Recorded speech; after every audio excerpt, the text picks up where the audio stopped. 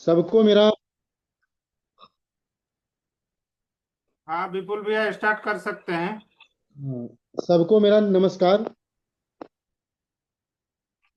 आज हम एक नए मुद्दे के साथ आप सबसे रूबरू होंगे। जो आज का जो चर्चा का विषय है, कोटेशन संख्या है 5170 से लेकर 5200 तक। ये कोटेशन चूज किया गया है और इस पे हम आज चर्चा करेंगे। ये जो कोटेशंस हैं 5170 से लेकर 5200 तक, जब मैंने इसे पढ़ा तो पढ़ने पे पाया कि इसमें अधिकांश ऐसी बातें हैं जिन पे चर्चा हम पिछले दिनों से हम कर रहे हैं। फिर मैंने इसका अध्ययन करने के बाद चार टॉपिक्स मैंने निकाले हैं जिन पे आज हम बात करेंगे। जो पहली है, परिवार व्यवस्था पर स्वतंत्र विचार मंथन और सभी के दृष्टिकोण। दूसरा है, आदर्श परिवार व्यवस्था कैसी होनी चाहिए और उसमें किन किन सावधानियों का ध्यान रखना आवश्यक है। परिवार व्यवस्था में आधुनिकता और परंपरा का समन्वय। और चौथा, परिवार व्यवस्था में मुखिया और प्रमुख की भूमिका। हमने देखा कि ये चार ऐसे मुद्दे हैं जो नए हैं जिन पर चर्चा नहीं हुई है। बाकी जो मुद्दे हैं वो डायरेक्टली इनडायरेक्टली हमने उन पे बात कर चुके हैं। तो मैं जो दूसरा जो जो कथन है, आदर्श परिवार व्यवस्था कैसी होनी चाहिए और उसमें किन किन सतर्कताओं का ध्यान रखना चाहिए आवश्यक है। देखिए, हम आज जिस युग में रह रहे हैं, हमें तो पहले उस युग की जो वास्तविकता है, जो उसकी प्रवृत्तियां हैं, जो आज की धारणाएं हैं, विश्वास हैं, जो नैतिकता है, उसकी अनदेखी हम नहीं कर सकते। भले हो सकता है जो आज की वास्तविकता हमें परेशान करे, हमें अच्छी ना लगे, जो हमारे संस्कार हैं उसके विपरीत हैं, लेकिन कहीं ना कहीं हमें उसे स्वीकारना पड़ेगा। मेरा मानना है कि आदर्श परिवार व्यवस्था वैसी हो जहां पे सामूहिकता और व्यक्तिकता दोनों का समन्वय हो। जो हमारे संयुक्त परिवार थे उसमें सामूहिकता का समावेश था, उसकी प्रधानता थी। परंतु आज का जो समाज है, यहाँ पे व्यक्तिकता का बोलबाला है, व्यक्तिवाद हावी है। तो हमें कहीं ना कहीं दोनों को साथ लेकर ही चलना पड़ेगा। अगर हम केवल व्यक्तिवाद को अपनाएंगे तो परिवार टूटेंगे। और अगर हम केवल पुरानी व्यवस्था है जो जो सामूहिकता, बैठे हैं मोबाइल देख रहे हैं। वो भी ठीक नहीं है। मेरा मानना है कि आदर्श परिवार व्यवस्था में राज्य या कानून का या तो हस्तक्षेप न हो, या हो तो न्यूनतम हो। इसके अलावे संपत्ति में जो परिवार के जितने भी व्यक्ति हैं, चाहे वो बच्चे हों, महिला या बुजुर्ग, सबको हिस्सा मिलना चाहिए और परिवार को संवैधानिक दर्जा मिलना चाहिए। इसके अलावा जो संपत्ति अधिकार है उसको एकदम उसे कठोरता से लागू करना चाहिए। दूसरी बात, हम परिवार के किसी भी व्यक्ति को उसकी मर्जी के बगैर रख नहीं सकते। अगर कोई व्यक्ति परिवार से अलग होना चाहता है तो उसे अलग होने का अधिकार है। हम ये नहीं कह सकते कि भाई तुम यहाँ जबरन रहो। हमें ये व्यवस्था भी अपनानी पड़ेगी। इसके अलावा जो पहले मैंने बोला कि संयुक्त संपत्ति का प्रधान चाहिए, इस तरह से मैं समझता हूं कि हम एक आदर्श परिवार व्यवस्था का निर्माण कर सकते हैं। जो परिवार व्यवस्था है, जो उसकी बातें हैं, जो उसके विवाद हैं, जो उसके कार्य हैं, प्रयास करने चाहिए कि परिवार में ही सुलझा किए जाएं। ये तो हुई ये बात। जो तीसरा जो है, परिवार व्यवस्था में आधुनिकता और परंपरा का समन्वय, ये बहुत आवश्यक है। जो बात मैंने पहले बोली, ये बात उसी को दूसरी भाषा में कहता है। आधुनिकता और परंपरा का समन्वय बहुत आवश्यक है, क्योंकि अगर हम केवल परंपरावादी रहेंगे कि हमें बस परंपरा का ही ख्याल रखना है, तो परिवार नहीं चल पाएंगे। जैसे कि मैं एक उदाहरण देता हूं, घूंघट। घूंघट ये किसी का निजी मामला है, इस पे मैं कोई टिप्पणी नहीं करूंगा। कोई करता है, करती है, अच्छी बात है, नहीं करती है, वो भी अच्छी बात है। ये उसके परिवार का मामला है, किसी व्यक्ति को इसमें बोलने का अधिकार नहीं है। लेकिन आज के समय में अथवा जो आधुनिकता है उसके दौर में बात ये आती है कि महिलाएं शिक्षित हैं, काम काजी हैं, दौर बदल रहा है, तो हमें जो घूंघट प्रथा है उसको स्वैच्छिक कर देना चाहिए। इसी तरह से महिलाओं की शिक्षा है, तो उसको भी अलाउ कर देना चाहिए कि महिलाएं शिक्षित हो सकती हैं, ऐसा कि पहले शिक्षा उतना प्रधान नहीं था। इसके अलावा जो आज के दौर में जो प्रवृत्तियां हैं कि व्यक्तिवाद को भी प्रधानता मिल रही है, उसको मिलनी चाहिए। देखिए, मेरा ये कहना है कि न घुटन हो न टूटन हो। अगर हम पारंपरिक व्यवस्था में जाएंगे तो उसमें घुटन है और आधुनिकता में टूटन है, तो हमें दोनों को टालना है और एक अच्छा परिवार व्यवस्था, समाज व्यवस्था का निर्माण करना है। जो एक और बात आती है कि परिवार व्यवस्था में मुखिया और प्रमुख, ये जो बात है ये आवश्यक है, क्योंकि चाहे परंपरागत परिवार हो या न्यूक्लियर फैमिली हो या व्यक्तिगत हो, एक बात याद रखिए कि कोई ना कोई तो उसका मुखिया होता ही है। किसी न किसी को उसकी बागडोर लेनी ही पड़ती है।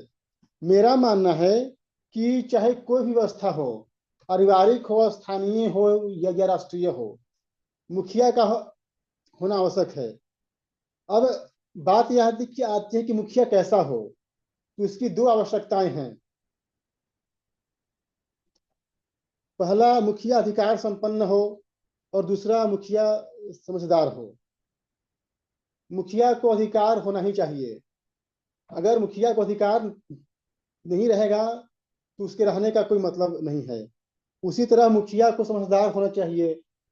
अगर मुखिया समझदार नहीं है, उसे अपने परिवार के लोगों की समझ नहीं है, उसे दुनियादारी की समझ नहीं है, तो दिक्कतें आ जाएंगी। तो मेरा यही मानना है कि उसे समझदार होना पड़ेगा और अधिकार संपन्न तो होना ही पड़ेगा। अगर इसमें से एक की भी कमी है तो परिवार टूट जाएगा, परिवार नहीं चलेगा।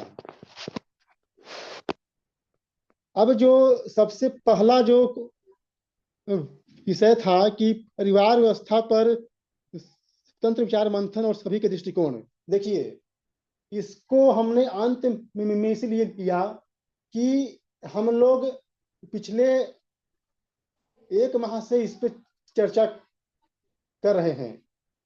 अगर हम विवाह को ले लें तो परिवार के साथ 1 माह से हम चर्चा कर रहे हैं और परिवार व्यवस्था पे इतने दिन से चर्चा हो रही है और हर किसी ने अपने विचार रखे हैं, अपना दृष्टिकोण रखा है।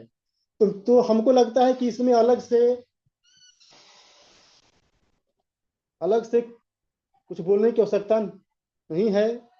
हर किसी ने अपने विचार रखे हैं। हाँ, अंत में एक बात मैं कहता हूं कि मैंने जो बात बोली है उसी को मैं फिर से बोल सकता हूं कि हमारी परिवार व्यवस्था ऐसे ही होनी चाहिए। बाकी जो हमारे साथी हैं अपनी बात रखेंगे, अपने विचार रखेंगे। आप सबने मेरी बात को ध्यान से सुना, इसके लिए आपका धन्यवाद।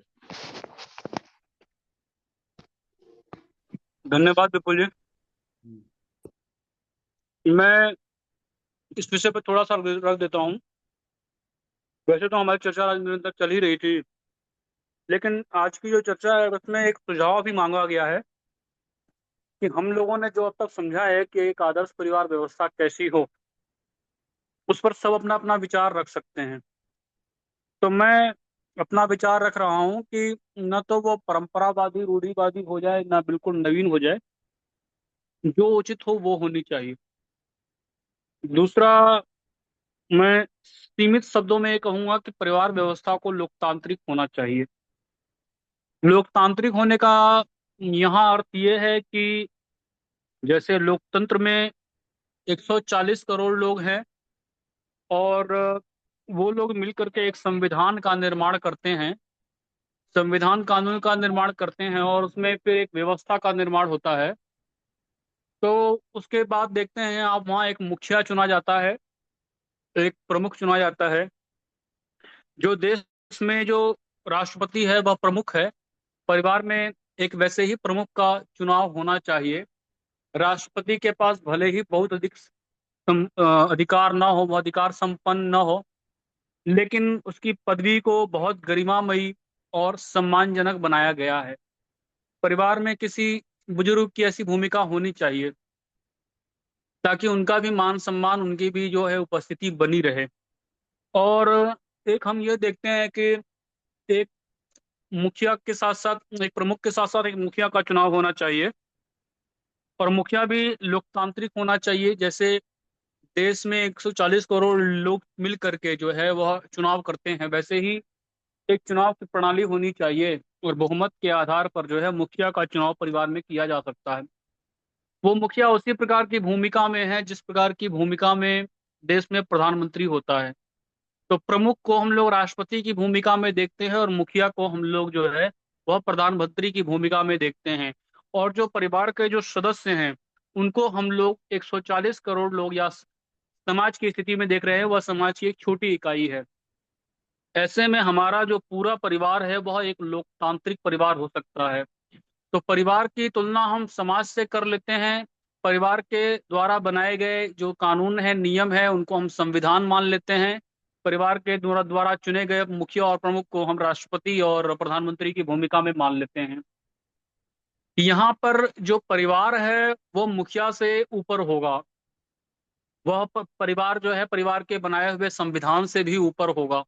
अर्थात परिवार चाहे तो वह किसी नियम को मिलकर के बदल सकता है, पूरा परिवार चाहे या बहुमत के आधार पर चाहे। तो उस समय हम देखते हैं मुखिया भी जो है वह, मुखिया या प्रमुख, वह दोनों परिवार से ऊपर नहीं है।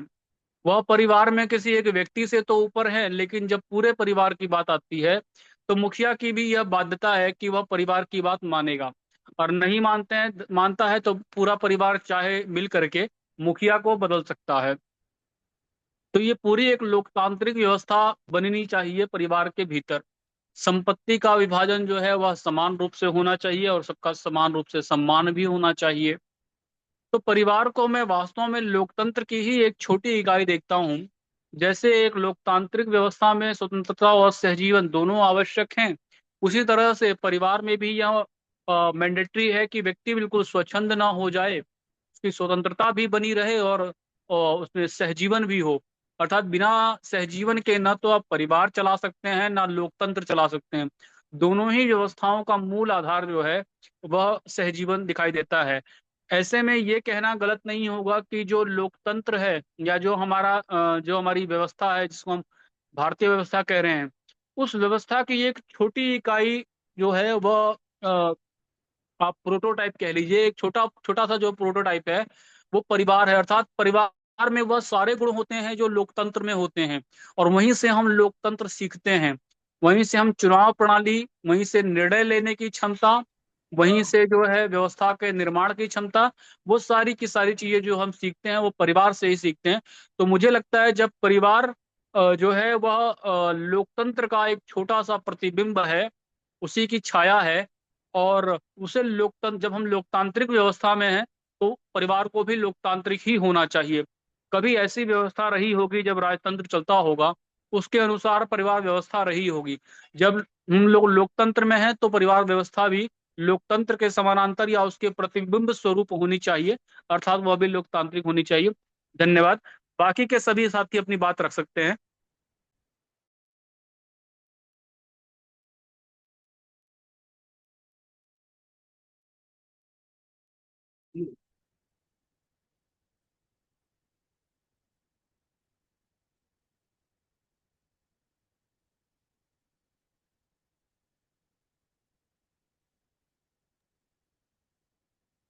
मदन जी, मनोज जी, पवनजय जी या सोहन जी, कोई कुछ भी बोले। आचार्य जी है अभी। सुनील जी अगर कुछ बोलना चाहें तो आप भी बोल सकते हैं।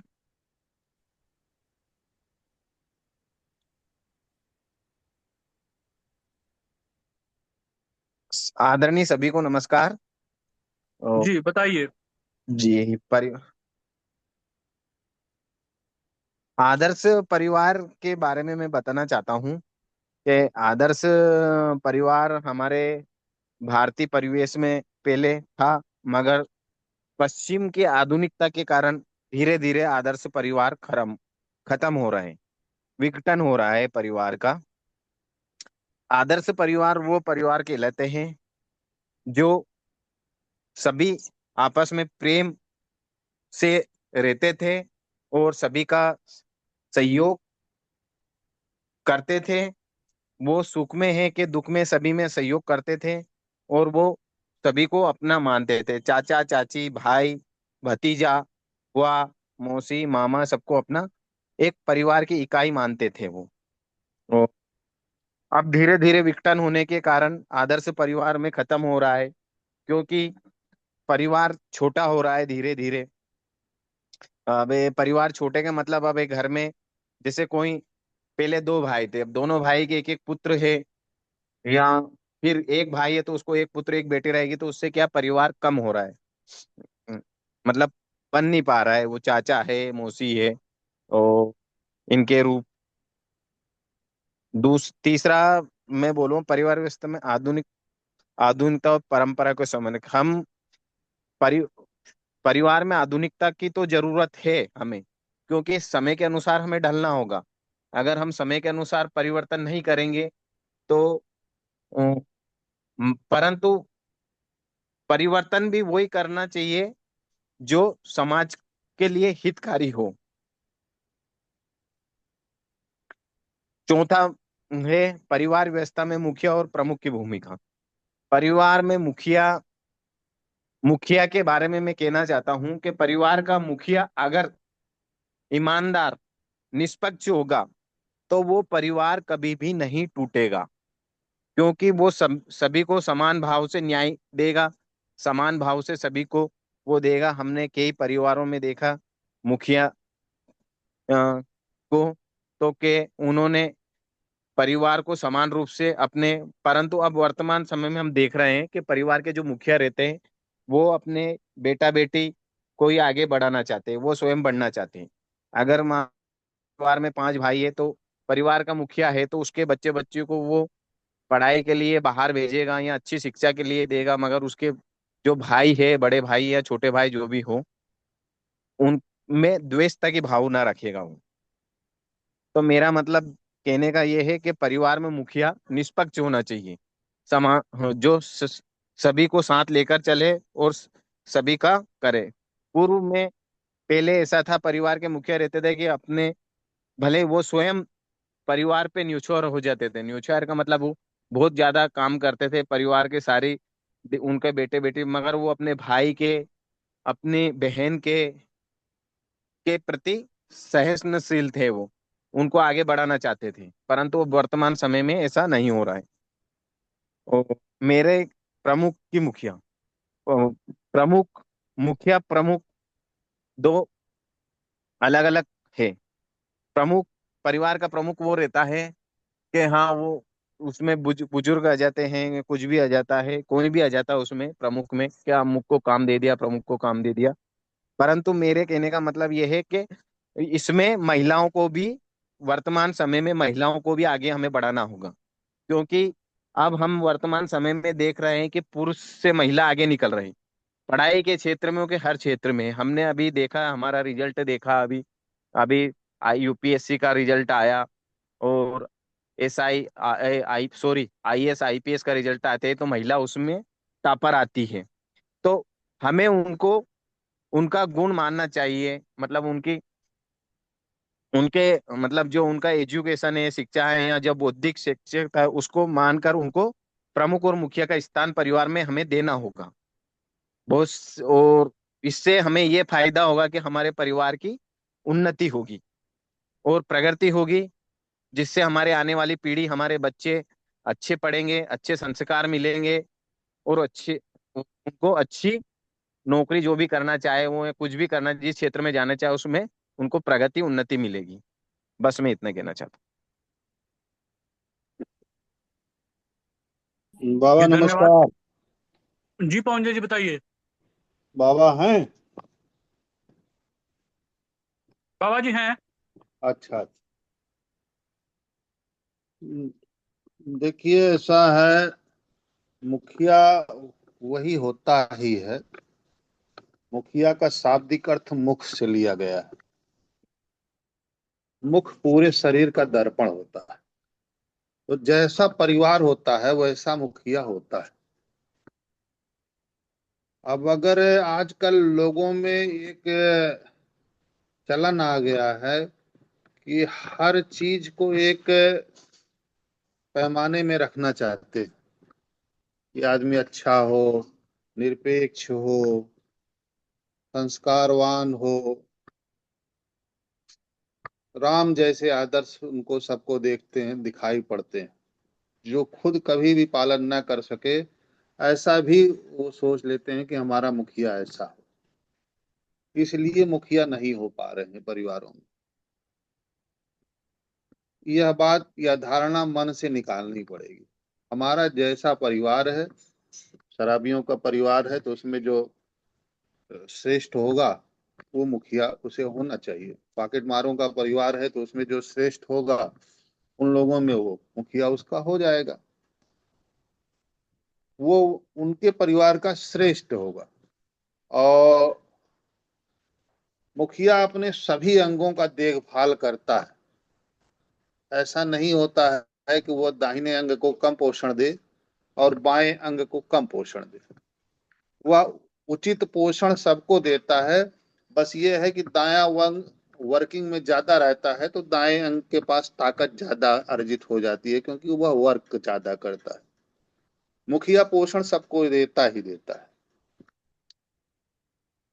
तो मुखिया होने का मंश यही है कि वह सबकी बराबर देखभाल करे और वह अपने परिवार का श्रेष्ठ हो।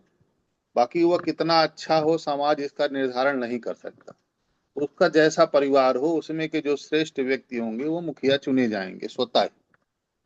अब सबसे जरूरी बात यह है कि हमें बहुत आदर्श स्थिति की कामना नहीं करना है। हमारी जो मूल विचारधारा है कि हमें नंबर 2 की स्थिति पे, 2 नंबरी होने पे गर्व रहना चाहिए कि हम 2 नंबरी हैं। 1 नंबर की चाहत में हम अपना खो सकते हैं, इसलिए 2 नंबरी पे गर्व करिए और जो जैसा है उसे वैसे ही स्वीकार करिए और उसे मुखिया चुनिए।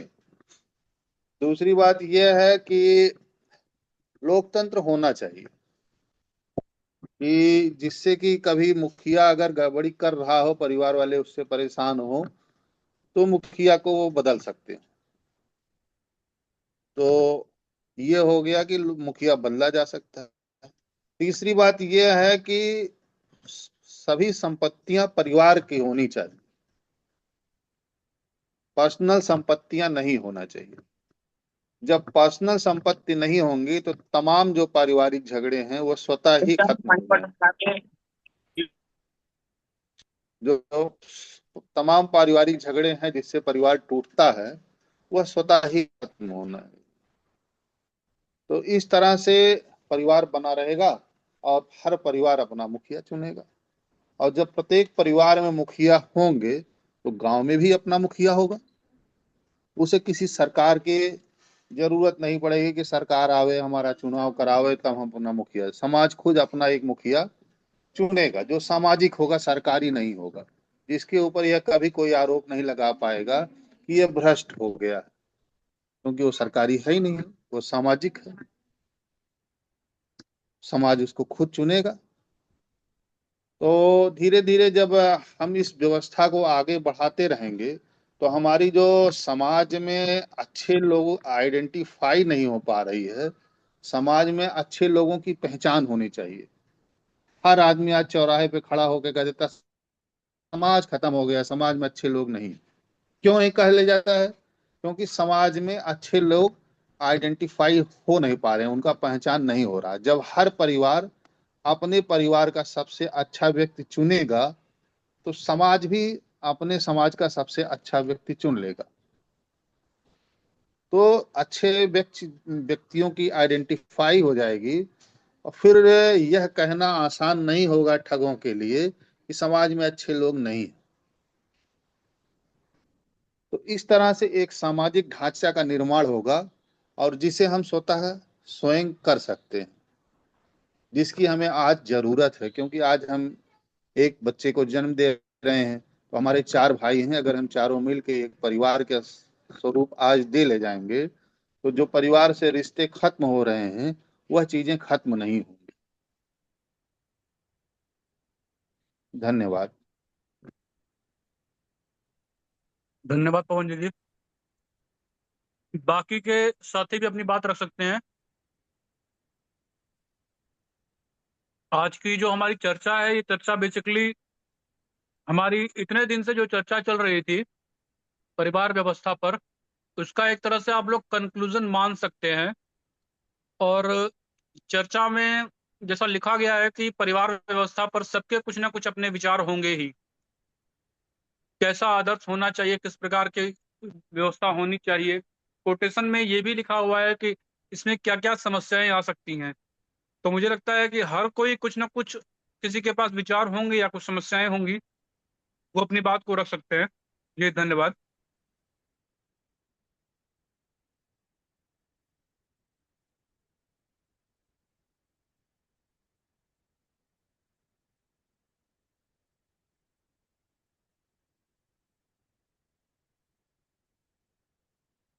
चाहिए भाई और लोग।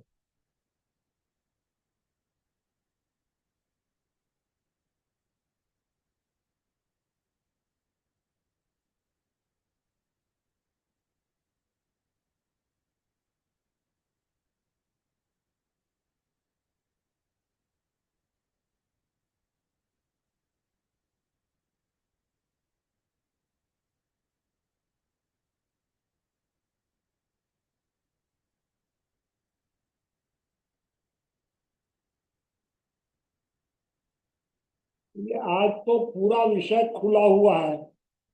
आप कहीं किसी भी विषय पर परिवार के मामले में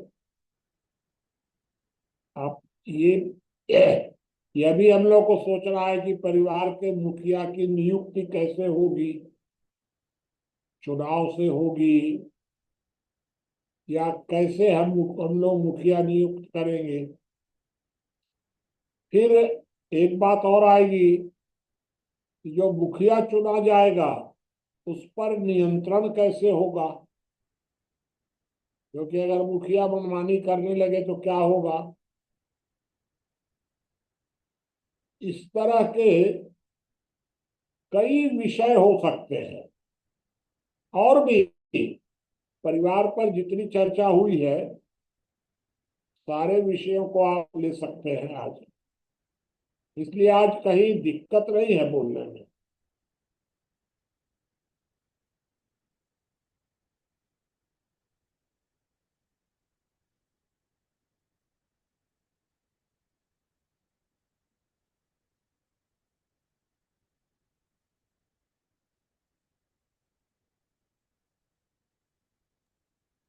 श्रीकांत जी, आचार्य जी, बहादुर सिंह जी या वैद्यराज जी, कोई भी अपनी बात रखें। हाँ बाबा जी, वैदराज बोल रहा हूँ। जी बताइए वैद्यराज जी। मैं तो अपने यहाँ ना व्यवस्था बना ही नहीं पाया हूँ भैया। कौन मुखिया है कौन क्या है समझ नहीं आ रहा है। सब बहाव में बहे जा रहे हैं बस खाली।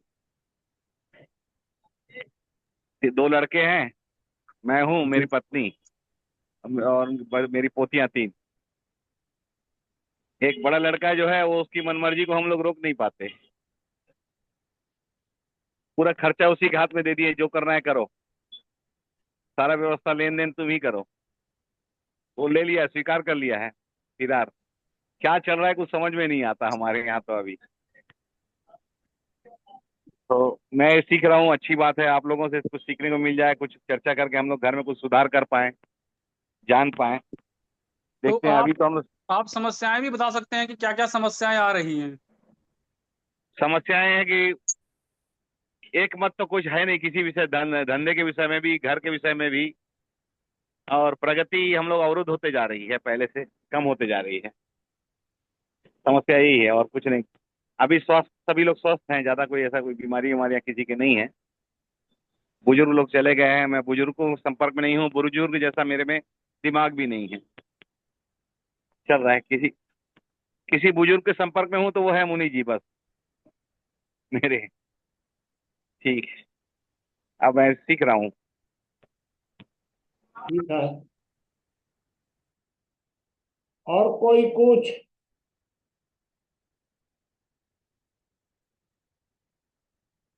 चलिए बताइए ब्रजेश जी, वही रखूं? जी बाबूजी, आप रख दीजिए।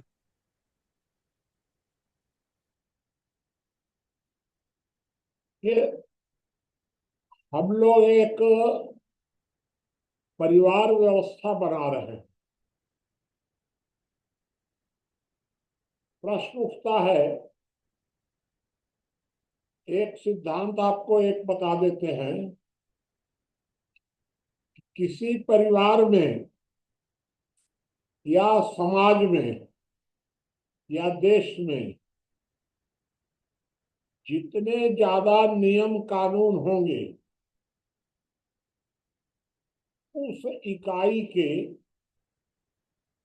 अन्य सदस्य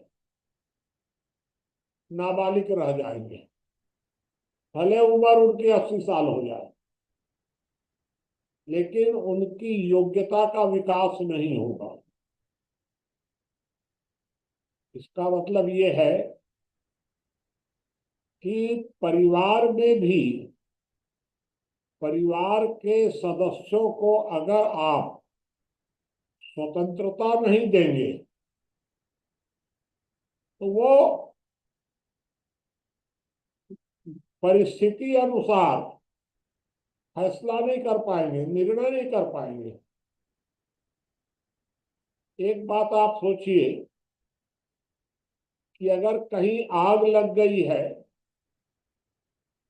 आग बुझाना है कि पहले घर बचाना है, यह निर्णय किसी सिद्धांत पर हो ही नहीं सकता। यह निर्णय कौन करेगा? जो व्यक्ति ऑन स्पॉट होगा, जो आग को देखेगा और आग को देखकर वह निर्णय करेगा कि आग भयंकर लगी हुई है कि मामूली लगी हुई है, ये आग बुझ सकती है कि नहीं। अगर वह आग बुझ सकती है तो बुझाने में लगेगा, और नहीं तो पहले घर बचाएगा, इसके बाद बुझाने जाएगा। तो वह निर्णय अगर वह मुखिया से पूछ कर करेगा तब तक तो वो आग फैल जाएगी। तो यह योग्यता उसके अंदर कैसे आवे, यह अगर नियम कानून बहुत कड़े होंगे तो यह तात्कालिक योग्यता सदस्यों में आ ही नहीं सकती है। इसलिए नियम कानून भी ज्यादा नहीं होना चाहिए, और यह परिवार में भी होना चाहिए। यही बात, ये एक बहुत महत्वपूर्ण बात है। इसको आधार बनाकर मैं आपको आगे बताऊंगा। लेकिन एक बात और है कि अगर परिवार में किसी सदस्य को अगर उद्दंड छोड़ दिया जाए, मनमाना करने लगे, तो सारी परिवार व्यवस्था चौपट हो जाएगी, क्योंकि वो दूसरों पर अपनी बात थोपना शुरू कर देगा। तो एक सवाल ये उठता है कि परिवार का मुखिया, परिवार की मुखिया की बात अगर परिवार के सदस्य नहीं मानेंगे तो अनुशासन नहीं रहेगा। अब परिवार का मुखिया अगर मनमाना हो जाएगा तो तानाशाही हो जाएगी। इसका मतलब हमें दो बातों पर ध्यान रखना पड़ेगा। मुखिया की बात परिवार के प्रत्येक सदस्य को माननी ही होगी, आप इनकार कर ही नहीं सकते। अगर इनकार करने की छूट हो जाएगी तो परिवार टूट जाएगा, उद्दंड हो जाएगा, कुछ भी हो जाएगा। परिवार के मुखिया की बात सब प्रत्येक सदस्य को माननी होगी, और परिवार के सामूहिक निर्णय को मुखिया को मानना ही होगा। ये दो बातें एक साथ हम लोगों को विचार करनी पड़ेंगी। जो अभी वर्तमान परिवार व्यवस्था में नहीं है, मुखिया चाहता तो है कि उसकी बात सब माने, चाहता है, लेकिन मानते नहीं हैं। और मुखिया परिवार की बात मानने को तैयार नहीं है। इसलिए हम लोग यह प्रावधान रख रहे हैं कि परिवार जो भी बनेगा वो परिवार के सभी सदस्यों की सहमति से बनेगा। जो आदमी तैयार नहीं है वो परिवार में नहीं रहेगा। और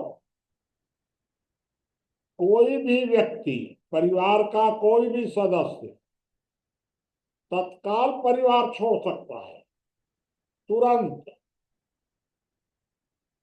उसको परिवार में नहीं रहना है, आप उसको रोक नहीं सकते। सहमत करके रोक सकते हैं, समझा कर रोक सकते हैं, किसी कानून के द्वारा या बलपूर्वक नहीं रोक सकते किसी। और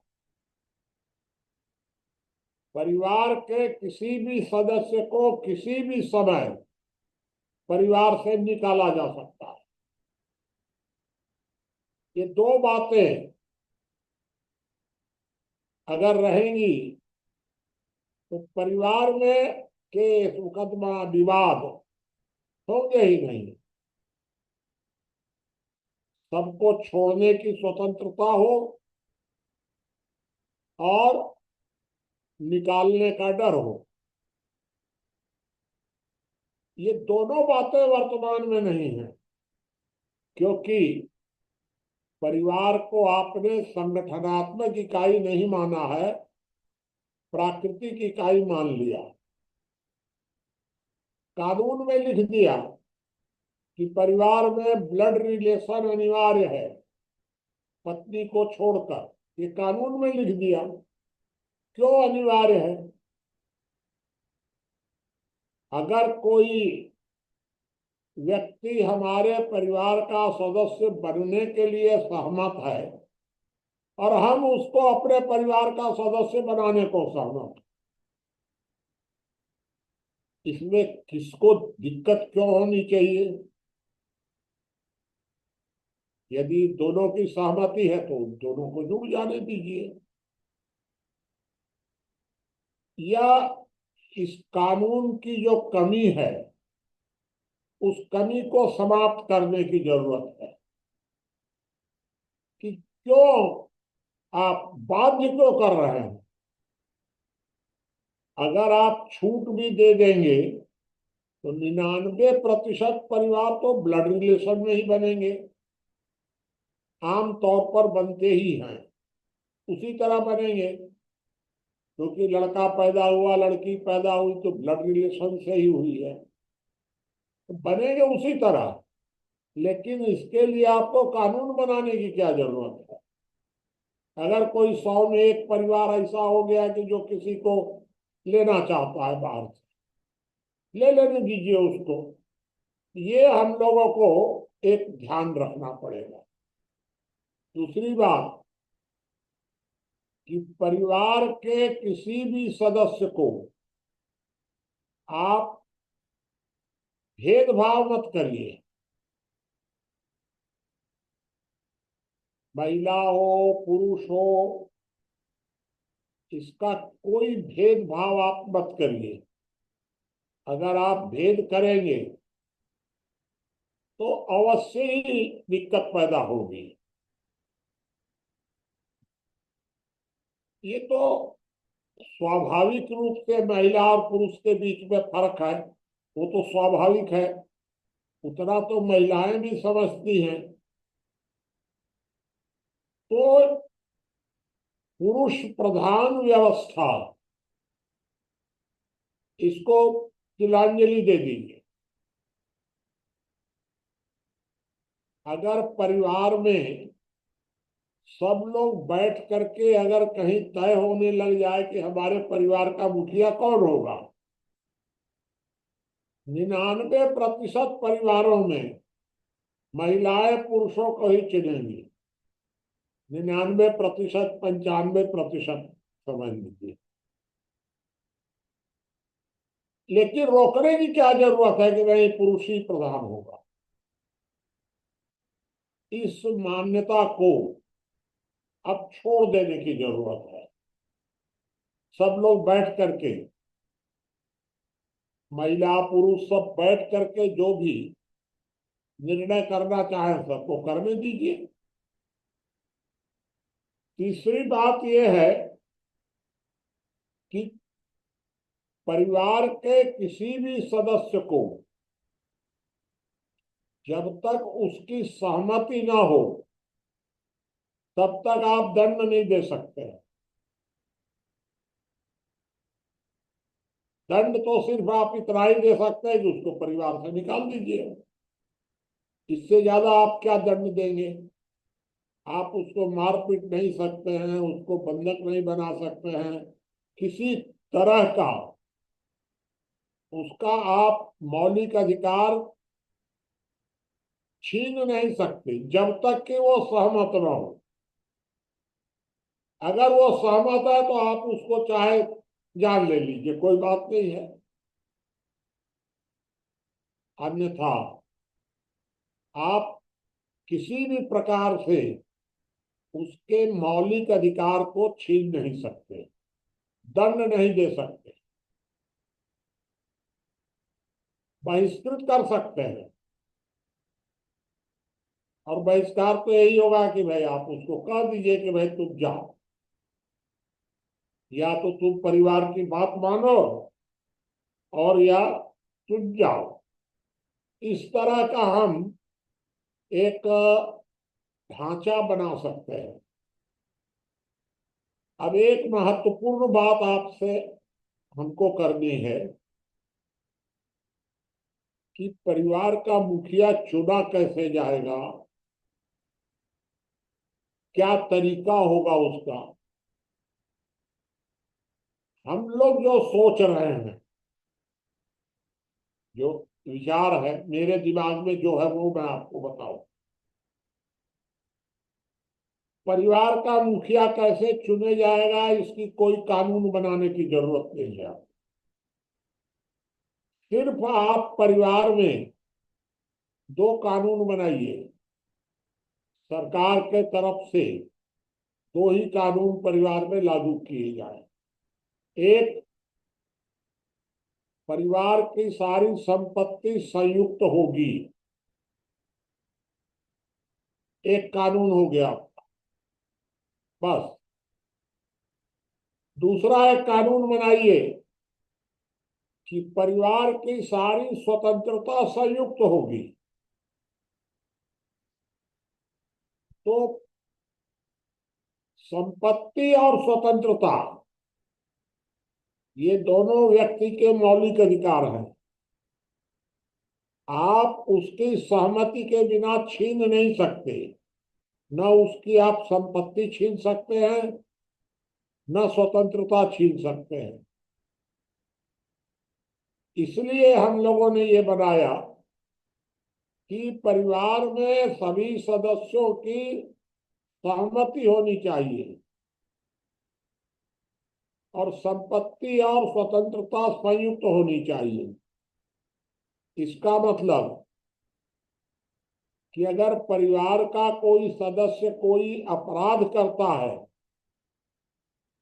तो आप उसको परिवार से निकाल दीजिए, और अगर आप उसको परिवार में रखते हैं तो आप समझते हैं कि निर्दोष है तब आप रखिए, और इसके बाद भी अगर दोषी है वो तो फिर सारे परिवार पर वो बात आएगी कि भाई जब वो दोषी था तो आपने रखा कैसे। तो आपके परिवार के जो भी सदस्य हैं वर्तमान में,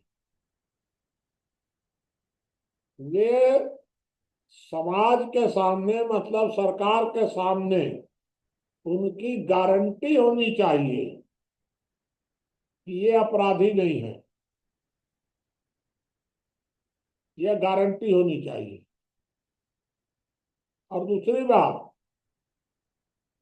कि संपत्ति संयुक्त होनी चाहिए।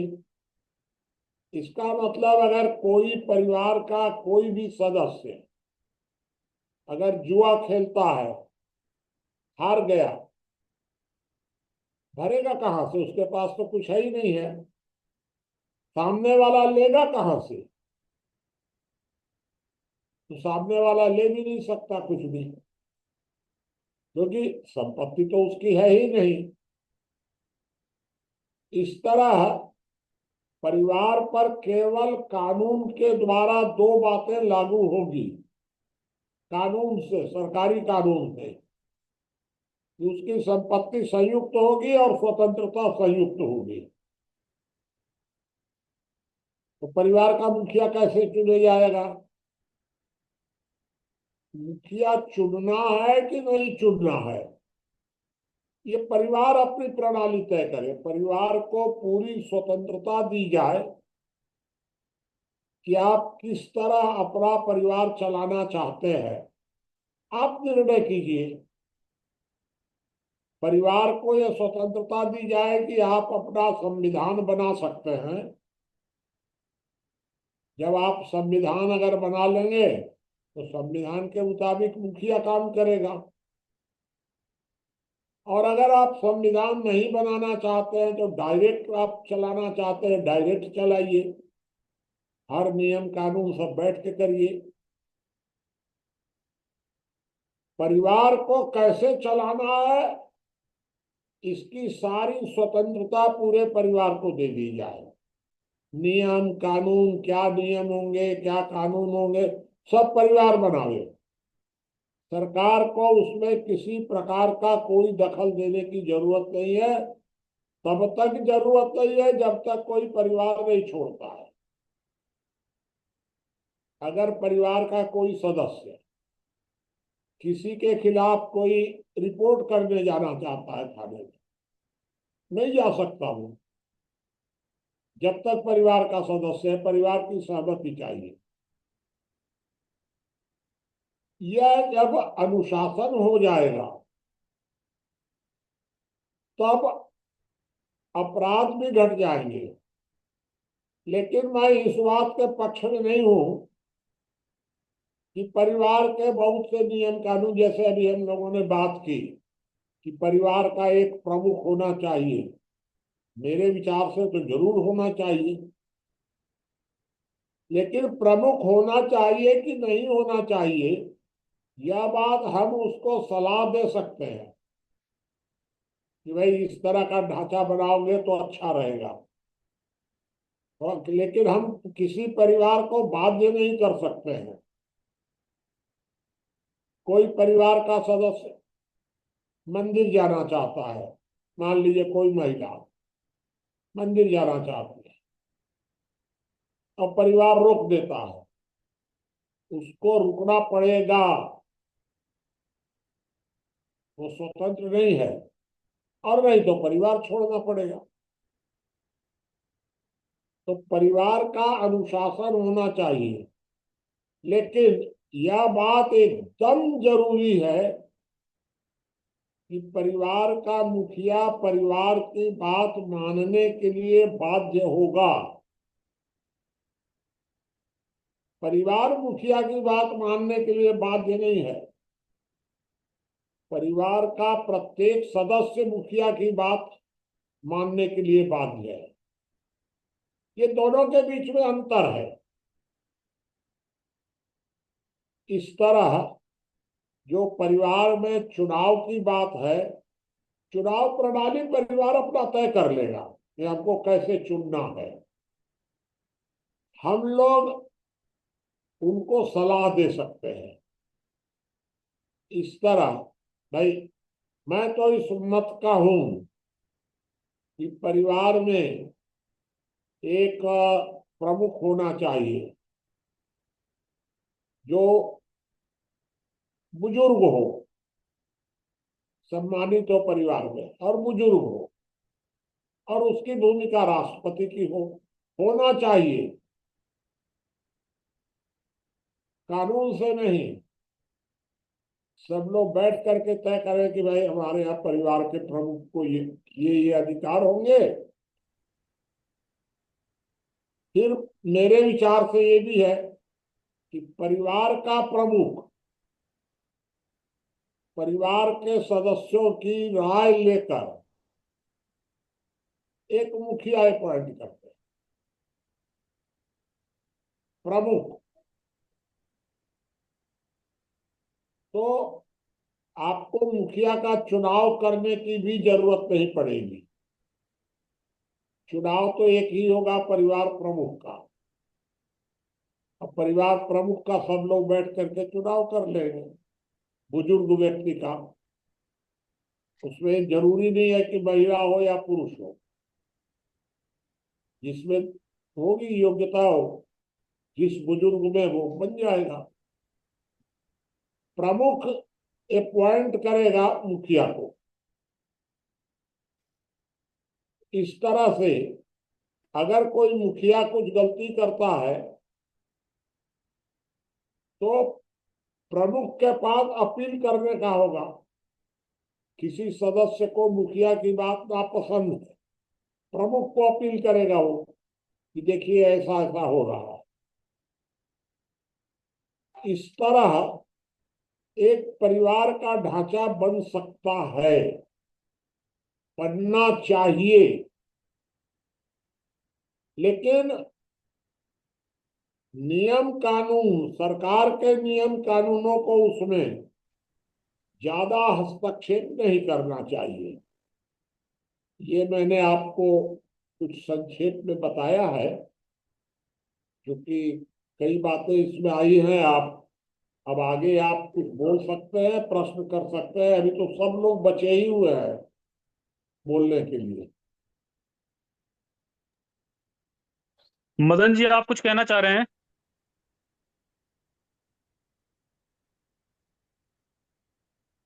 या अन्य साथी अपनी बात रख सकते हैं। जी, आदर्श परिवार के बारे में कुछ मतलब जी जी जी, सभी जी साथियों बताइए। को नमस्कार। हमारा जो है आदर्श पर जैसे नंबर 2 वाला पॉइंट है आदर्श परिवार। आदर्श परिवार हमारे कैसे भाई बने, किस देखिए, एक तरह बात आपको ये के बता दें कि परिवार व्यवस्था को मजबूत करना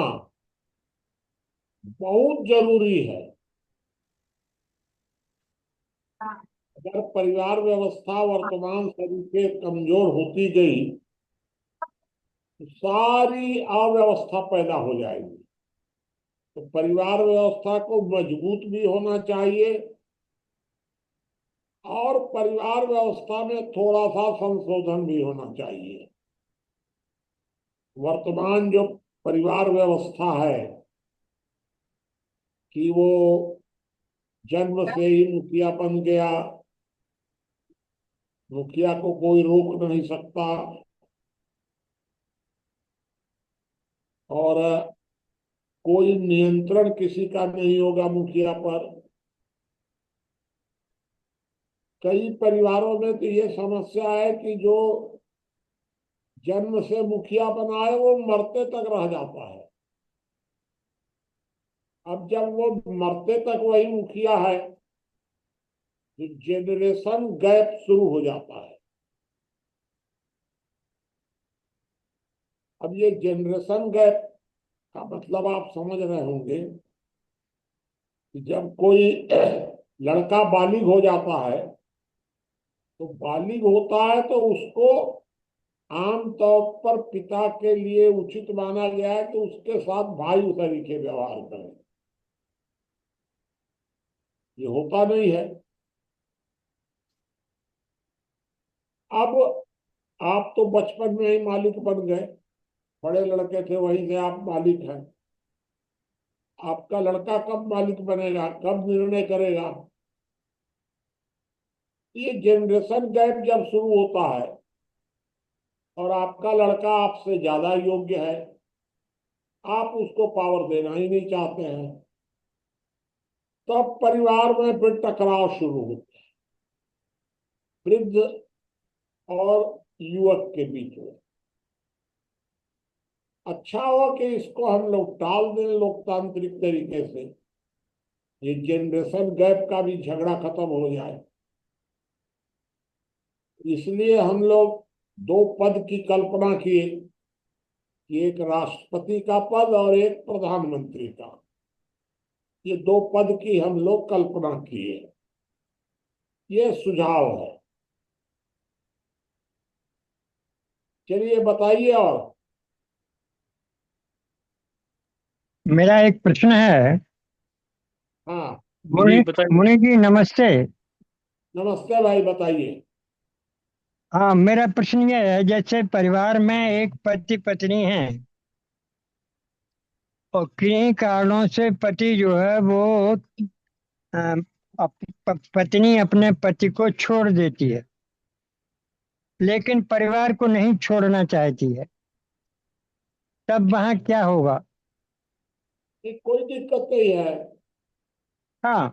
पत्नी जो है, कोई परिवार में पति और पत्नी, ये दोनों संबंध तो परिवार के हिसाब से है, कानून के हिसाब से कुछ नहीं है। कानून में कोई पति कोई पत्नी नहीं है। कानून में कोई बाप कोई बेटा नहीं है। कानून में सब परिवार के सदस्य हैं। नहीं, जिसे औरत ने अपने पति को छोड़ दिया तो क्या परिवार में से कुछ संपत्ति लेके जाएगी? हाँ, जाएगी वो तो, फिर अगर परिवार छोड़ेगी तब। हाँ, मैं वही कह रहा हूँ, परिवार छोड़ेगी और पति को भी छोड़ेगी तो क्या हाँ, संपत्ति लेके जाएगी? अब संपत्ति लेकर अगर नहीं जाएगी तो जो संपत्ति लाई थी वो कहाँ रखेंगे आप? अच्छा अच्छा। शादी में जब वो संपत्ति लेकर आई, हाँ हाँ। तो लेकर के आई थी तो लेके जाएगी। ठीक, समझ में आ गया। प्रणाम बाबा। हाँ भाई बताइए। सभी साथियों को नमस्कार। देखिए, आपने जो पूरा मॉडल बताया है, कुछ हद तक उसमें आज के जो परिवेश में है वो दो तीन बातें सही हैं, लेकिन कुछ चीजें जो है वो द्वंद्व खड़ा कर देती हैं। और मैं थोड़ी सी बात बताऊं, लगभग 2 साल से जुड़ा हुआ हूं आप लोगों से, और 20 मंचों से मैंने बिल्कुल इसी तरह से बातें रखी थी, और भी अच्छे रूप से, बहुत तार्किक रूप से, क्योंकि एक प्रचारक होने के नाते। लेकिन मंच से उतरने के बाद जब बैठ करके विचार हुआ तो इसमें कुछ खामियां भी नजर आईं। जैसे खामी तो ये नजर आई कि जिस समय हम चुनाव प्रक्रिया परिवारों में शुरू करेंगे उस समय प्रतिद्वंद्विता जो है वो बढ़ जाएगी। जिस तरह आज देश में देखा जाता है, लोकतंत्र वोटिंग प्रणाली के अनुसार, चूंकि मुखिया जब चुना जाएगा वोटिंग के द्वारा, तो उसको कुछ ना कुछ अधिकार भी होंगे। अधिकार यदि सामूहिक रूप से इस समय हैं, और यही अधिकार रहने के बाद जो व्यवस्था परिवारों की है उसमें दो बदलाव सुझाव करके यदि इनको और अच्छे से एक जो हम कह रहे हैं कि मॉडल परिवार या आदर्श परिवार या जो टूटती परिवार व्यवस्था है, इसको एक तो संपत्ति का ये थोड़ा समझ में आता है, लेकिन इसमें भी जो हमने व्यक्ति को ले जाने के लिए उसमें लिख रहे हैं कि जो व्यक्ति जाए वो संपत्ति को ले जाए। इससे कोई जो है विवाद हम निपटा नहीं पाएंगे, बल्कि विवाद बढ़ेंगे, और इस पर बहुत सारी चर्चाएं हो सकती हैं। दूसरी बात आती है कि जैसे परंपरा की बात आती है, तो देखिए इस शब्द को जब हम समझे, परंपरा, परंपरा कभी गलत नहीं होती है। परम मानी आदर्श, यानी उच्चता, परम उच्चता के लिए कहते हैं। तो उच्चता से परंपरा चलिए, अच्छी परंपरा चलिए, जो रीति है उसको समाज में, लेकिन रीति कुरीति में बदलती है या रूढ़ी बन जाती है, तब समस्या पैदा होती है, और वो रूढ़ी कुरीति समाज छोड़ रहा है। रही बात दूसरी एक आती है कि जो घुटन की बात है, तो घुटन व्यक्ति वही महसूस करता है जो बहुत ज्यादा महत्वाकांक्षी होता है, या जो सामूहिक विचारों में, सामूहिक निर्णय में विश्वास नहीं करता। एकांकी जीवन या एकांकी एकल अपना वर्चस्व चाहता है, इस तरह के व्यक्ति घुटन महसूस करते हैं। तो यहाँ भी एक थोड़ी सी बात जो है वो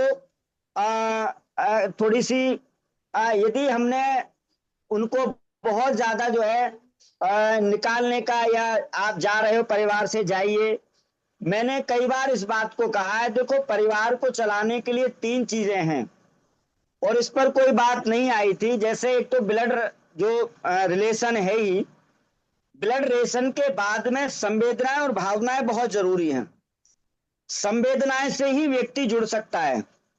यदि हमारी संवेदनाएं अपने परिवार से अतिरिक्त अन्य परिवारों के लोगों से मिल जाती है, समाज से मिल जाती है, वैचारिक रूप से बस में या ट्रेन में हम यात्रा करते हैं, कुछ विचार मिलते हैं, तो वहां पर हमारी कुछ सहमति बनती है।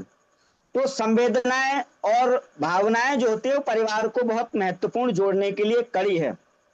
और यदि ये खून के रिश्ते में नहीं बन पाती है, मुझे याद है कि मैं जब 14 वर्ष का था और मेरी सिस्टर जो है 16-17 वर्ष की थी, बड़ी थी वो मेरे से, तो उस समय हमारे पिताजी ने सारी जिम्मेदारियां हमें दे दी थी। कैसी जिम्मेदारियां कि बाजार को हम जाते थे, मार्केट को जाते थे, तो जो भी पैसा देते थे सामान हम अपने हिसाब से खरीद लाते थे, और कभी हमसे हिसाब नहीं मांगते थे, क्या खर्च हुआ, क्या किया, क्या नहीं हुआ, किसी भी तरह का। आज भी हमारे जो एक व्यवस्था बनी हुई थी कि 50 वर्ष तक माता पिता जिम्मेदारी के तौर पर बच्चों का पालन पोषण करके और फिर एक वानप्रस्थ ले लेते थे, यानी जिम्मेदारी जो है वो ये। यदि हम इस पर कोई बात करें कि जैसे यदि बच्चे पिता का जूता बच्चे के पैर में आ जाए, बेटे के पैर में आ जाए, तो बेटे के लिए ताली कुंजी जो है वो बेटे को दे देनी चाहिए। बहुत सारी समस्याओं का समाधान यहाँ हो जाता है तब। लेकिन क्या होता है कि आज भी हमारे जो बुजुर्गों में एक समस्या पैदा हुई है, बेटा कुछ निर्णय करने लायक हो गया, बेटी कुछ समझने लायक हो गई, और कुछ माता पिता की अपेक्षा वो और अच्छे से परिवार को जोड़ा है। मैं देख रहा हूँ हमारे गांव में माता पिता के द्वारा परिवार बर्बाद हो गए, या बहुत अच्छे से वो एक भौतिक उन्नति नहीं कर पाए, लेकिन बच्चों ने बहुत अच्छी उन्नति की और उससे जुड़े। तो इन चीजों में लेकर के दो बातों से तो मैं एक सहमत हूँ। एक तो संयुक्त संपत्ति का पूरा प्रारूप तैयार हो, जैसा अभी है, जो निकल के जाए वो ले जाए, इससे और टूटन होगी परिवारों में। दूसरी, हाँ ये ठीक है, संयुक्त संपत्ति होनी चाहिए परिवारों को। दूसरा ये परिवारों को संवैधानिक अधिकार हो, ये दो लिखित में दोनों ये जो है परिवारों में जोड़े जाएं। संयुक्त संपत्ति का पूरा प्रारूप तैयार हो, पूरा एक जैसे हम कहते हैं प्रोस्पेक्टर, कुछ नियम बहुत सोच समझ करके उस पर दिए जाएं। मैं इससे सहमत हूं। तीसरी एक बात और कहूंगा, जैसे हमारे जो परिवार चल रहे हैं, टूटन की परिवार की स्थिति मैं समझ रहा हूं, इसमें दो स्थितियां हैं। एक तो एकल परिवार इसलिए बन रहे हैं कि गांव में भी हम देखते हैं कि छोटे छोटे मकान हो गए और वो मकान की बहुत व्यापकता स्थिति नहीं है, 1 कमरे 2 कमरे ऊपर नीचे।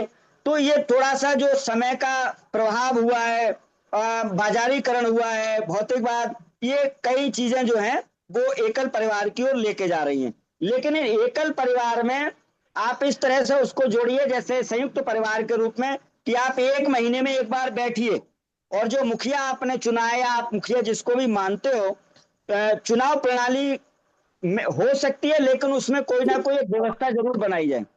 तो उसके अनुसार जो है बैठ करके आप वार्तालाप करिए, ये बहुत जरूरी, क्योंकि ये छूट गया है परिवारों से, वार्तालाप नहीं हो पा रही। तो 15 दिन कह सकते हैं, सप्ताह उसमें बना सकते हैं, और 1 महीना कह सकते हैं कि भाई कम से कम 1 महीने में पूरे परिवार, भले ही एकल रह रहे हो, दूसरे घर में बेटा दूसरा रह रहा है, तीसरे घर में 3 घर हैं, लेकिन एक घर में आकर के सारे लोग 1 महीने में इकट्ठे होइए और वार्तालाप परिवार पर करिए, कैसा चल रहा है, कौन दुख सुख, ये सारी चीजें, रिश्तेदार, समस्या, समाज, इन सब पे आप चर्चा कर सकते हैं। तो एक तो ये बहुत अच्छा रहेगा। दूसरा, मैं अपनी वाणी को समाप्त करता हूं एक बात कह करके, जैसे हम परिवार का कोई नाम दें, मैं इसलिए कह रहा हूं कि जब हम मंच से बोलेंगे तो एक परंपरा, जैसे हम जैसे गायत्री परिवार वालों ने एक अपना पूरा समूह बना दिया, गायत्री परिवार करके दिया, तो उनका एक अलग है।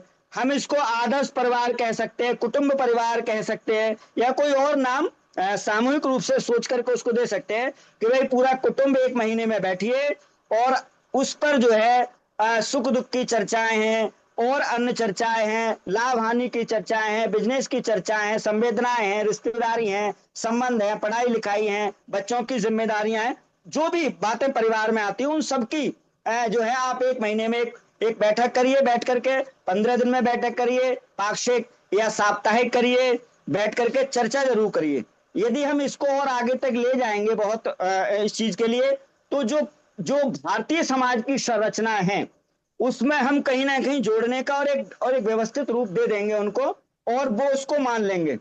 यदि मैं पुनः एक बात कह करके वाणी को बनाम दे रहा हूं, यदि चुनाव प्रक्रिया हो तो इसका एक बहुत अच्छे सोच समझ के इसका एक संवैधानिक व्यवस्था पूरे एक पर्चा तैयार किया जाए, चुनाव प्रक्रिया कैसी होनी चाहिए। मैं इसके पीछे देख रहा हूं महत्वाकांक्षा, कहीं ऐसा ना हो कि मुखिया चुनने के लिए परिवारों में और ज्यादा घुटन हो जाए कि मुखिया मैं चुन जाऊं, मैं बाहर लेन देन की प्रक्रिया शुरू हो जाए, जैसे आज समाज में हम वोट के लिए देखते हैं।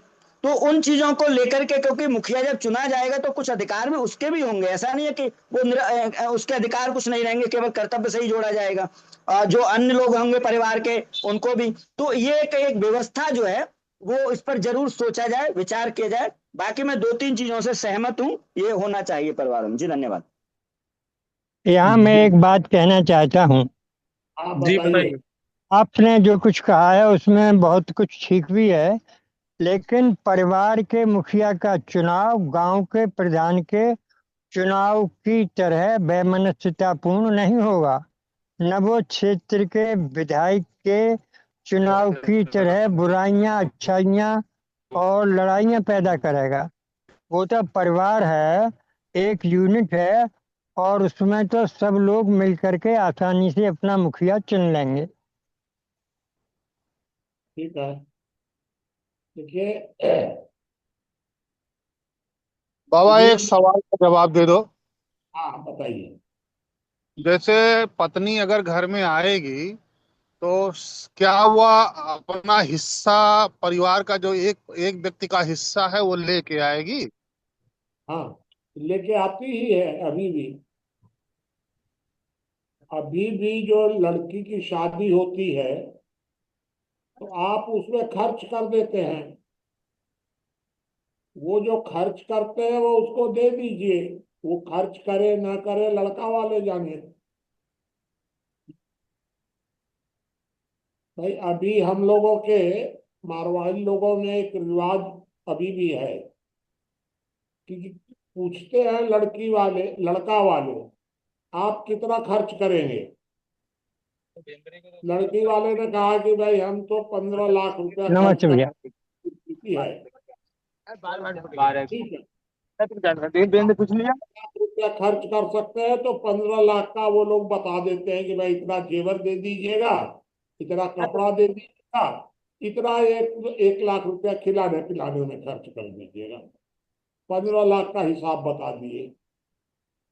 तो अगर आप तो 15 लाख रुपया लड़की को दे दें, या लड़की को या दामाद को, झगड़ा खत्म है, फिर काहे को इतना झंझट है? और अगर परिवार की संपत्ति बाबा 50 करोड़ की एक व्यक्ति का, हाँ तो आप, या अगर 20 आप लाख का हो, 50 50 लाख का करोड़ हो, है तो 50 करोड़ अगर परिवार की आपकी संपत्ति है और परिवार में 10 लोग हैं तो 5 करोड़ तो शादी में लगाते ही हैं ऐसे परिवार के लोग। तो आपका कहने का मतलब है कि जितना एक आदमी का हिस्सा बनता है कम से कम उतना लेके आवे शादी करने के थोड़ा लिए। आप दे दीजिए उसको, और देते ही हैं।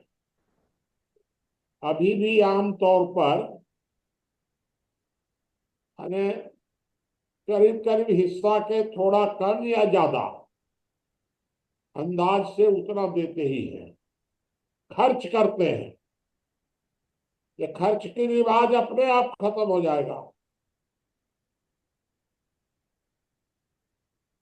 ठीक बात। अब जितना शादी में जितना खर्च कर रहे हैं, खर्च नहीं होगा इतना। एक जो वह सुनील, पैसा जो ये आएगा वो परिवार की है। संपत्ति में देगा। अच्छा आप बताइए पवन जी आप क्या करें? कह रहा हूँ कि वह पैसा जो आएगा दहेज में वह परिवार की संपत्ति बन जाएगी। हाँ, जो भी लड़की लेके आएगी वो परिवार की संपत्ति लेके आएगी, और जाएगी तो वो, अरे अपने पास तो रखेगी नहीं। नमस्ते भैया, नमस्ते। हाँ, उसको किसी न किसी परिवार में जुड़ना पड़ेगा, तो संपत्ति उस परिवार में जाके शामिल हो जाएगी, अपने पास तो उसके पास रहेगा नहीं कुछ।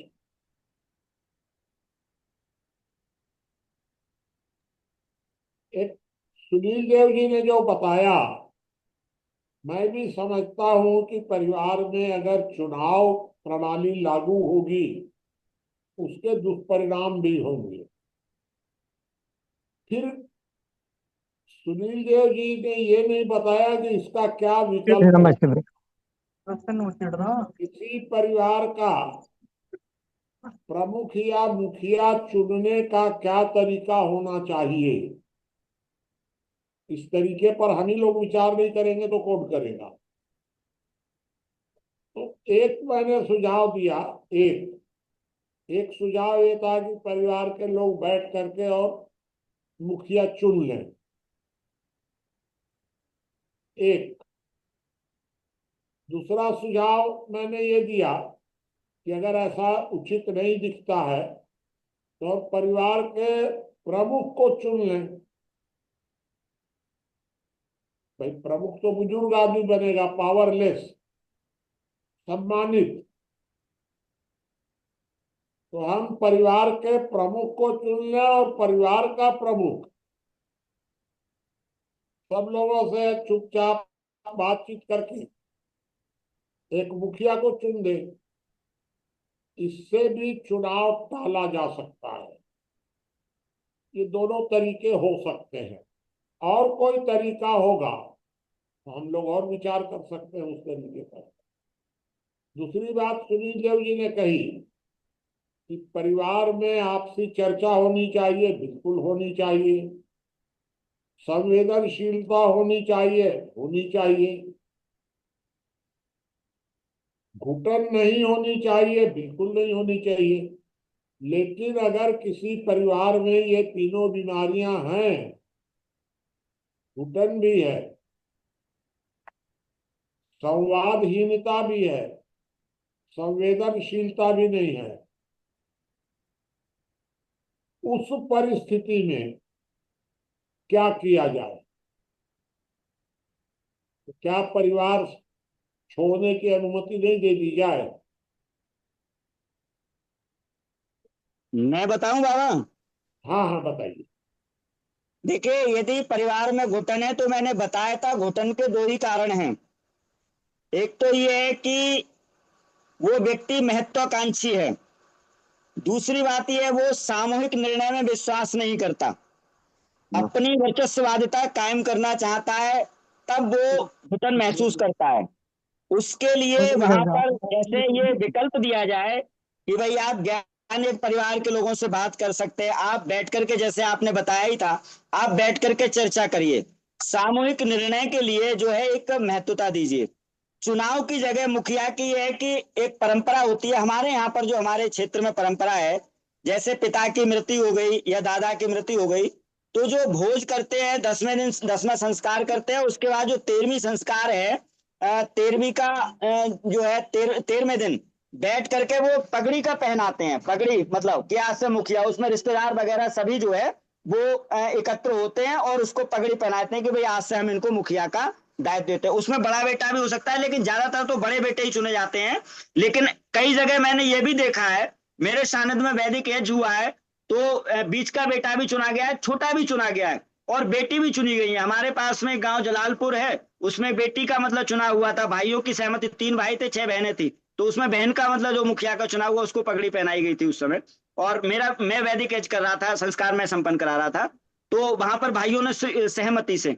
तो यहाँ पर ये परंपरा जो इसको हम और आगे बढ़ाएं, और जो सामूहिक निर्णय जैसा कि हम लोगों का एक विश्वास भी है, इस पर बहुत ज्यादा चर्चा हो समाज में जाकर के, जैसे अभी हम लोग 14 15 20 लोग करते हैं, तो ये समाज में जाकर के चर्चाएं दी जाती है, तो वहां पर एक संवाद की जो छूटी हुई प्रक्रिया है, उधर से ध्यान हटा हुआ है समाज का, परिवारों का, तो जरूर उस पर ध्यान जाएगा और जो है इसका समाधान जो है वो बहुत अच्छे से निकल सकता है। और चुनाव प्रक्रिया का मैं विरोधी नहीं हूं बाबा, लेकिन चुनाव प्रक्रिया जो आपने बताई है और आप इस पर संदेह भी व्यक्त कर रहे हैं, तो इस पर एक बैठ करके प्रोस्पेक्टर कुछ नियम तैयार किए जा सकते हैं, सोच विचार करके कि भाई चुनाव प्रक्रिया होनी कैसी चाहिए और क्या। और मैं इसको एक 10 सेकंड की बात है, इसको मैं कहूंगा कि व्यक्ति का कि नहीं, वो मिलना नहीं चाह रहा और परिवार निकालना चाह रहा है, तो इस पर पहले संवाद हो, ये परिवार को टूटने का एक और कारण बन जाएगा। क्योंकि जो युग जो चल रहा है वो युग अर्थ युग चल रहा है, और व्यक्ति जो 25 साल का 20 साल का होता है, कहते हैं जवान पूत मन में कमाता है, वो उसका गलत मतलब अर्थ कर करके मैं इससे 100 से 9 से 100 से 1000 और इससे इतनी जल्दी, लेकिन ऐसा होता नहीं है। तो इस पर भी थोड़ी सी बताइए सुनील जी, एक बात बताइए कि अगर परिवार का कोई सदस्य महत्वाकांक्षी है जी, उसका क्या किया जाए? क्या महत्वाकांक्षी होना बुरी बात है? आपका क्या किसका क्या सुझाव है कि अगर कोई सदस्य परिवार का उच्च उच्च महत्वाकांक्षा रखता है, बहुत ज्यादा जी परिवार की बात सुनने को तैयार नहीं है, जी, क्या किया जाए? उसकी जो महत्वाकांक्षा है, कोई परिवार व्यापार करना चाह रहा है या कोई अन्य कैसे? किसी।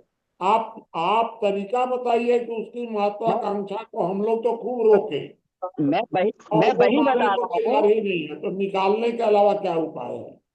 नहीं, निकालना समाधान नहीं बाबा, ये इसमें महत्वाकांक्षा उपाय बताइए ना भाई, आप मैं सुनने बता को तो रहा हूँ, नहीं मैं देंगे। बोल रहा हूँ, मैं बता आप केवल प्रश्न कर रहे हैं ना, उत्तर मैं कौन बता देगा? रहा हूँ बाबा, मैं बता रहा हूँ। महत्वाकांक्षा का हाँ, मतलब ये, वो मुखिया से ये कहता है कि आपके देख रेख में संपत्ति नहीं बढ़ पा रही, या ऐसा नहीं हो पा रहा, तो उसको उसका पद दिया जा सकता है कि आपको 1 साल के लिए, 2 साल के लिए, 4 साल के लिए पद दे रहे, करिए, आप करवाइए, आपके ठीक है।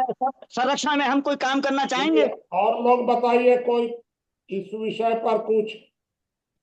देखिए, महत्वाकांक्षी होना कोई बुरी बात नहीं है। तो महत्वाकांक्षी होगा तो पूरे परिवार के लिए उपयोग भी तो हो सकता है। ठीक है, और बताइए कोई कुछ, कोई प्रश्न हो, कोई कुछ कहना चाहे, क्योंकि विषय आज हम लोग परिवार व्यवस्था के विषय को समाप्त करेंगे, क्योंकि अब इसी विषय को बहुत लंबे समय तक चलाना ठीक नहीं है, फिर बाद में देखेंगे।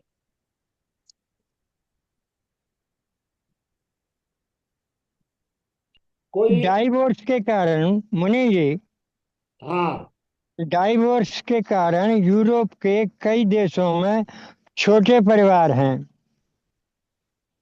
और हमारे यहाँ परिवार व्यवस्था इसलिए सफल रही है क्योंकि यहाँ डाइवोर्स नहीं होता है, बहुत कम होता है। ठीक है, बात तो हम्म, आपने सही कही है हम्म, कि डाइवोर्स नहीं होता है, यहाँ कब होता है। हम्म। लेकिन हम लोगों ने तो ये नियम बनाया है कि अगर दो आदमी भी एक साथ जुड़ जाएंगे हाँ, तो हम उसको परिवार मान लेंगे। हाँ, वो है, वो बनाया है आपने।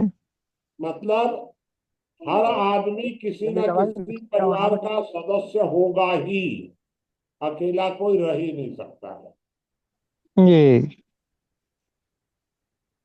कोई प्रश्न हो ब्रजेश जी वगैरह का?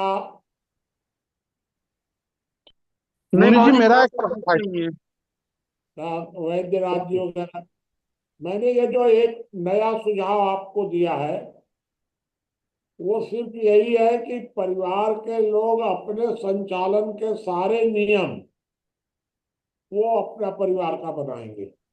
चुनाव बाबा होगा जी, नहीं होगा, कैसे आवाज बंद होगा, कर दो। क्या होगा, प्रमुख होगा नहीं होगा, परिवार अपना बनाएगा, सरकार उसमें कोई दखल नहीं देगी।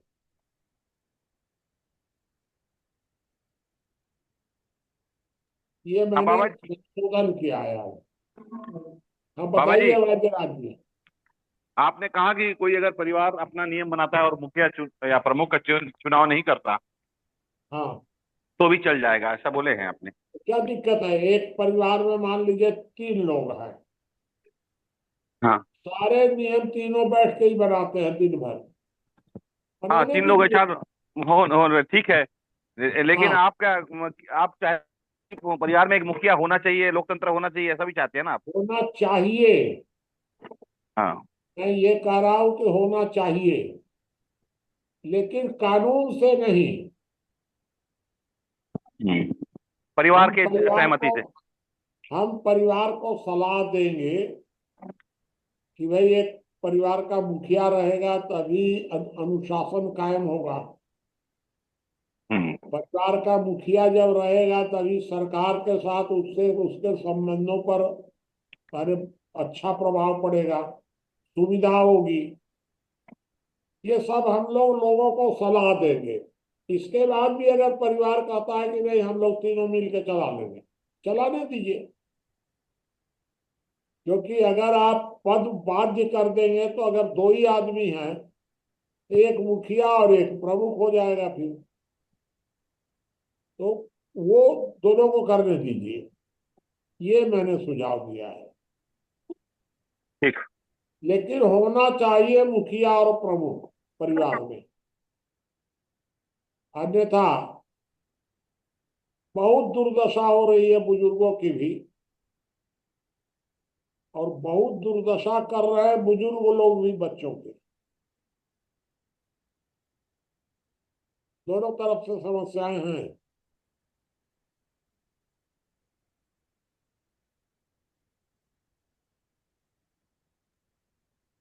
किसी साथी को और कोई प्रश्न है या कोई बात है तो बात रख सकते हैं। आपने मुनि जी ने बहुत पहले एक सुझाव दिया था कि परिवार का मुखिया हो, और यदि परिवार में 10 सदस्य हैं और मुखिया सहित हैं 10 सदस्य, तो अकेला मुखिया ही वोट दे, उस वोट को 10 वोट गिना जाएगा। ये सुझाव बहुत अच्छा है। इससे भीड़ और भगदड़ और शोरगुल कम होगा। सामान्यतः होता यही है कि सब पूरा परिवार एक ही जगह वोट देता है, और वैसी स्थिति में यदि कोई अलग जाना चाहे तो वो जाए। जो आपने कहा है ना, ये चर्चा तो आएगी आगे चल करके, ठीक है। ये विषय आएगा। राजेश जी बताइए। मेरा थोड़ा सा इसमें विचार यह है कि मैं हाँ, भी थोड़ा सा गांव में देखा हूं कि जो कई परिवार में जो व्यक्ति बहुत समझदार हैं और उम्रदराज हैं, योग्य हैं, पूरा परिवार उनका बात मानता है। कई थे, चूंकि अब पाश्चात्य को सब अनुकरण करने लगे, परिवार छोटा होने लगा, सब शादी करके बाहर चले जाते हैं, 2 लोग रहते हैं, तो उसमें नहीं होता। लेकिन जो बड़ा परिवार रहा है उसमें मैं देखा कि स्वतः ही यदि कोई पुरुष मतलब पूरा समझदार है, योग है, तो पूरा परिवार को संचालित करता है। लेकिन कहीं ऐसा भी मैंने देखा है कि जो महिलाएं एकाठ है, विद्वान की तरह है, विदुषी की तरह, तो पूरा परिवार का संचालन वो स्वतः करती हैं। बाकी संयुक्त संपत्ति और मुखिया बनाने का, इस बात पर तो मेरा पूरा सहमत हूं ही मैं। ठीक, धन्यवाद। और कोई बात?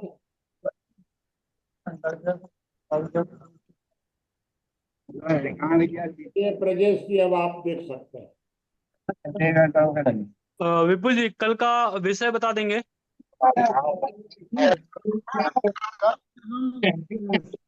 समाज पे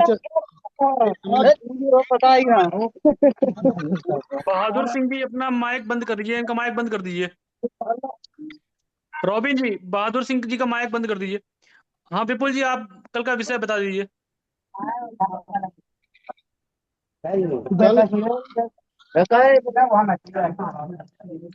रॉबिन जी, इनका माइक बंद कर दीजिए, बहादुर सिंह जी का। हाँ, 25 से शुरू करिए ना। समाज, बताइए विपुल जी। कल से हम समाज पे चर्चा करेंगे। जो कोटेशन संख्या रहेगी वो रहेगी 5200 से लेकर 5200 तक। ठीक है। बाकी जो इससे रहेगा हम कल इन्फॉर्म कर देंगे। ठीक है रॉबिन जी, मीटिंग को समाप्त कर सकते हैं। आज के इस चर्चा कार्यक्रम में जुड़ने के लिए सभी साथियों का बहुत बहुत आभार। कल फिर एक नए विषय के साथ मिलेंगे। सबको नमस्कार।